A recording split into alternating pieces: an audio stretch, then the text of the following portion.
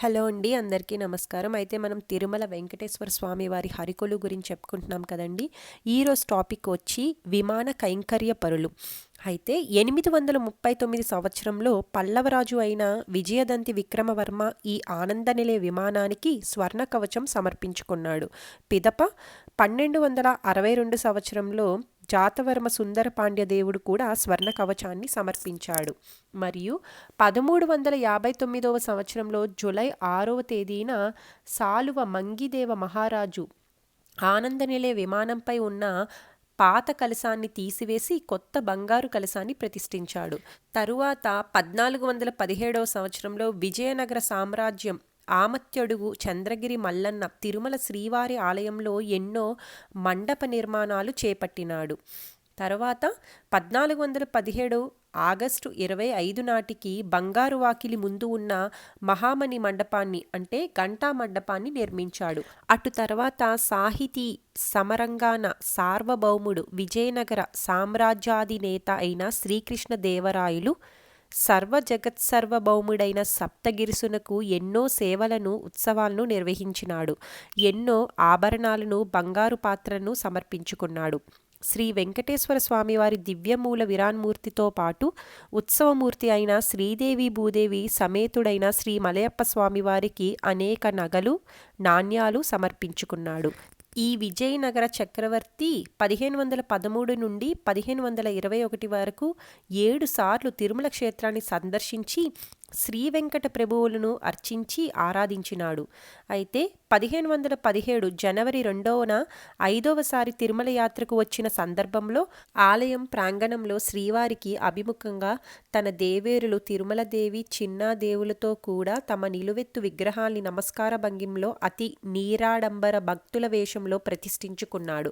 ముఖ్యంగా 1518 సెప్టెంబర్ 9వ తేదీ గురువారం బహుధాన్య సంవత్సరం కన్యామాసం భాద్రపద పౌర్ణమి నాడు 30,000 బంగారు వరహాలతో ఆనందనిలయ విమానానికి బంగారంతో చేయించారు. మరియు ఆ తర్వాతి విజయనగర రాజు అయిన వీర నరసింగదేవయాదవరాయలు తన ఎత్తు బంగారాన్ని తులాభారం వేసుకొని ఆ బంగారంతో ఆనందనిలయ విమానంతో పాటు బంగారు వాకిళ్లకు కూడా బంగారు పూతను పూయించాడు. తర్వాత 1630లో కంచి క్షేత్ర వాస్తవ్యులైన కోటి కన్యాదానం తాతాచార్యులు అనే వైష్ణవాచార్యులు ఆనందనిలయ విమానానికి బంగారంతో చేయించాడు. అయితే తిరుమల తిరుపతి దేవస్థానం మహంతుల పాలనలో ఉన్న సమయంలో అంటే 1908 సంవత్సరంలో సెప్టెంబర్ 30వ తేదీన అనగా కీలక నామ సంవత్సరం అశ్వయుజ పౌర్ణమి నాడు తిరుమలలోని బావాజీ మఠం మహంతు అయిన ప్రయాగదాసుకు సోదర శిష్యుడైన అధికారి రామలక్ష్మణదాసు ఆనందనిలయ విమానంపై బంగారు కలశాన్ని ప్రతిష్ఠించాడు. అయితే 1958లో జరిగిన ఆనందనిలయ విమాన మహాసంప్రోక్షణం గురించి చెప్తున్నాను. ఇటీవల చివరగా 1958 సంవత్సరంలో తిరుమల తిరుపతి దేవస్థానం ఆధ్వర్యంలో 18/8/1958 నుండి 27/8/1958 వరకు అంటే 10 రోజుల పాటు జరిగిన ఆనందనిలయ విమాన జీర్ణోద్ధరణ మరియు బంగారు రేకుల సమర్పణ కార్యక్రమాల గురించి ప్రత్యేకంగా తెలుసుకుందాం. గడిచిన 6 లేదా 700 సంవత్సరాలు ఇంత వైభవంగా ఘనంగా సంపూర్ణంగా ఆనందనిలయ విమాన జీర్ణోద్ధరణ స్వర్ణ కవచ సమర్పణ మహాసంప్రోక్షణ కార్యక్రమాలు జరిగి ఉండలేదన్న సత్యాన్ని చరిత్ర స్పష్టం చేస్తుంది. ఆ వివరాలు చూద్దాం. 1958 సంవత్సరంలో జరపబడిన ఆనందనిలయ విమాన మహాసంప్రోక్షణంలో 12 టన్నుల రాగి 12,000 తులాల మేలిమి బంగారం ఉపయోగించబడింది. ఆనాటి లెక్కల ప్రకారం సుమారు 18 లక్షల రూపాయల ఖర్చుతో కొనసాగిన ఈ కార్యక్రమంలో అంతకు ముందే విమానం మీద ఉన్న పాత రేకులలోని బంగారం సుమారు 8 లక్షల విలువ కలిగినదని సేకరించబడింది. దానితో పాటు అదనంగా నూతనంగా వేలాది మంది భక్తులు హుండీ ద్వారా కానుక పెట్టుకున్న బంగారం మాత్రమే ఈ ఆనందనిలయ విమాన సంప్రోక్షణ కార్యక్రమంలో ఉపయోగింపబడింది. ఆనాడు అత్యంత విస్తృతంగా జరిగిన ఈ మహోన్నత కార్యక్రమంలో ఎంతో ఓర్పుతో కూడిన కళాత్మక నైపుణ్యం ఉట్టిపడుతూ ఈనాటికి ఆనంద నిలయ విమానం దర్శనమిస్తూ ఉంది. ఈ విమానానికి రేకులు తాపడం అనే కార్యక్రమం సుమారు 5 ఏళ్ల కాలం పాటు కొనసాగింది. అందులో 3 ఏళ్ల కాలం రాగి రేకుల పనిలోనే పట్టింది. ఆ తర్వాత 2 సంవత్సరాల పాటు బంగారు మలము చేసే పనులకు సరిపోయింది. 1952 సంవత్సరంలో తిరుమల తిరుపతి దేవస్థానం ధర్మకర్తల మండలి సంపూర్ణంగా ఆనంద నిలయ విమాన మహాసంప్రోక్షణ జరిపించాలని నిర్ణయించిన తీర్మానం మేరకు 1953లో ఈ పని ప్రారంభింపబడింది. ఈ పనికి గాను 1953 జూన్ 16 నుండి 21 వరకు 6 రోజుల పాటు శ్రీవారి ఆలయంలో బాలాలయం ప్రతిష్ఠ జరిగింది. ఈ వారం రోజుల్లోనే ఆనంద నిలయం విమానం మీద పాత రేకులు అన్నిటినీ తీసివేసిన తర్వాత అన్ని కొలతలతో పాటు గోపురం ఫోటోలను అన్ని కోణాల నుండి తీసుకొని బడినాయి. పిదప తిరుమలలోని ఆనంద నిలయ విమాన ఫోటోలు కొలతలు ఆధారంగా తిరుపతి శ్రీ గోవిందరాజస్వామి ఆలయ ప్రాంగణంలో ఆనంద నిలయ విమానానికి నకలు ప్రతీక నిర్మించబడింది. ఈ గోపురం నమూనాలో కూడా ఆ మూలలకు ఉన్న అన్ని బొమ్మలు యథాతథంగా చాలా జాగ్రత్తగా చిత్రించబడినాయి. పిదప నమూనా ప్రతికా గోపురం ఆధారంగా సరిగ్గా ఉండే కొలతలతో రాగి రేకుల పని, ఆ తర్వాత బంగారు మలము పని సుమారు 5 ఏళ్ల పాటు ఎంతో కళాత్మక నైపుణ్యంతోనూ ఆధునిక సాంకేతిక స్ఫూర్తితోనూ ఓర్పుతోనూ కొనసాగింది.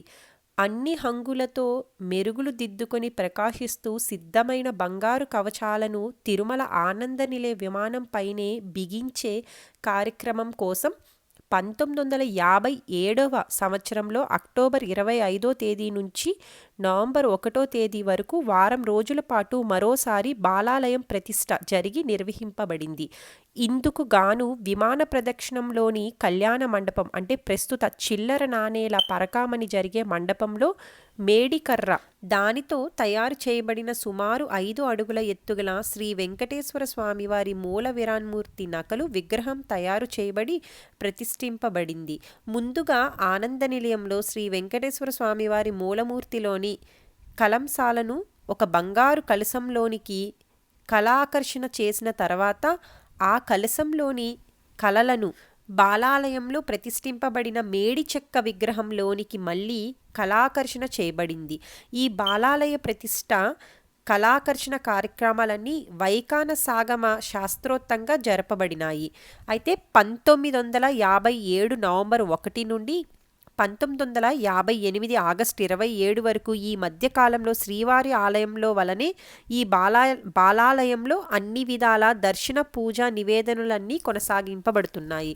అయితే 1957 నవంబర్ నుంచి 1958 ఆగస్టు 27 వరకు ఈ మధ్యకాలంలో అంటే సుమారు 10 నెలల కాలంలో ఆనంద నిలయ విమానం పూర్తిగా జీర్ణోద్ధరణ కావింపబడమే కాక దానిపై అప్పటికే సిద్ధంగా తయారు చేయబడిన బంగారు రేకుల స్థాపన, కలశ ప్రతిష్ఠ మొదలుగా కార్యక్రమాలన్నీ దిగ్విజయంగా నిర్విఘ్నంగా నా భూతో నా భవిష్యతి అన్నట్లుగా వైభవోపేతంగా కొనసాగినాయి. ఈ విమాన జీర్ణోద్ధరణ మహాసంప్రోక్షణ రాగి రేకుల తయారీ, బంగారు పూత మున్నాగు కార్యక్రమాలు మొదలుగా పునఃప్రతిష్ఠ వరకు వందలాది మంది కార్మికులు అత్యంత భక్తితో ఉత్సాహంతో ఉత్తేజంతో పాల్గొన్నారు. ఈ కార్యక్రమాలన్నీ 1958 ఆగస్టు 10వ తేదీ నాటికి పూర్తయి మహాసంప్రోక్షణ కార్యక్రమాలకు గాను ఆనంద నిలయ విమానం సర్వశోభాయమానంగా సిద్ధమైంది. అయితే ఈ బాలాలయ ప్రతిష్ఠ జరిగిన తర్వాత ఆనంద నిలయ విమానం మీద బంగారు రేకులు తాపిన సమయంలోనే బంగారు వాకిలి, ఆ వాకిలికి ఎదురుగా ఉన్న గరుడల్వార్ సన్నిధి పైన బంగారు శిఖరం ఏర్పాటు, బంగారు బావుకి బంగారు రేకులు తాపడం వంటి పనులు కూడా జరపబడినాయి. అంతేకాదు ఆనంద నిలయంలో శ్రీ వెంకటేశ్వర స్వామివారి మూల విరాన్మూర్తికి ఉన్న బంగారు మకర తోరణానికి కూడా బంగారు మెరుగులు దిద్దబడినాయి. పిదప 1958 ఆగస్టు 18 నుండి 27 వరకు 10 రోజుల పాటు మహావైభవంగా ఆనంద నిలయ విమాన మహాసంప్రోక్షణ కార్యక్రమం జరపబడింది. మళ్ళీ శ్రీవారి విగ్రహం మేడికర విగ్రహంలోని కళలను యథాతథంగా ఆనంద నిలయంలోని శ్రీవారి దివ్యమూల విరాన్మూర్తికి కళాకర్షణ కార్యక్రమం అత్యంత ఘనంగా శాస్త్రీయంగా వైకానసాగా మోక్తంగా నిర్వహింపబడింది. 1958లో జరిగిన మహాసంప్రోక్షణ కార్యక్రమంలో దేశ నలుమూలల నుంచి ఎంతోమంది భక్తులు వచ్చి పాల్గొన్నారండి.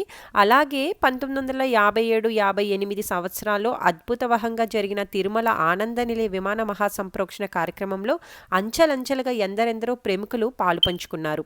ఈ మహోన్నత దైవ కార్యక్రమంలో ప్రత్యక్షంగా పాలు పంచుకుని సేవలందించి శిఖరాయమానంగా కీర్తిని అందుకున్న వారిని ఈ సందర్భంలో స్మరించి అందరం స్వామివారికి దండాలు పెట్టుకుందాం. అలాగే తమిళనాడులోని మధుర పట్టణ వాస్తవ్యులు శిల్పాచార్యులు శ్రీ సి నాగరాజు పిల్లై తొలిమెట్టుగా ఆనందనిలయ విమాన ప్రతికను నిర్మించడమే కాక ఆనందనిలయ విమానాన్ని జీర్ణోద్ధరణ మరమ్మతుల్ని అద్భుతంగా చేశారు. అయితే ఆనందనిలయ విమానం మీద పాత రేకులలోని బంగారాన్ని హుండీ ద్వారా భక్తులు సమర్పించిన బంగారాన్ని రసాయన ప్రక్రియల ద్వారా శుద్ధి చేసి కార్యక్రమాన్ని మహారాష్ట్రలోని పూనా వాస్తవ్యులు శ్రీ రామనాథ్ సీంతే గారు నిర్వహించి మేలిమి బంగారాన్ని అందించారు. అయితే తర్వాత తమిళనాడులోని మధురలోని స్థపతి శ్రీ ఎం చొక్కలింగాచారి ఆనందనిలయ విమానానికి రాగి రేకులను తయారు చేశారు.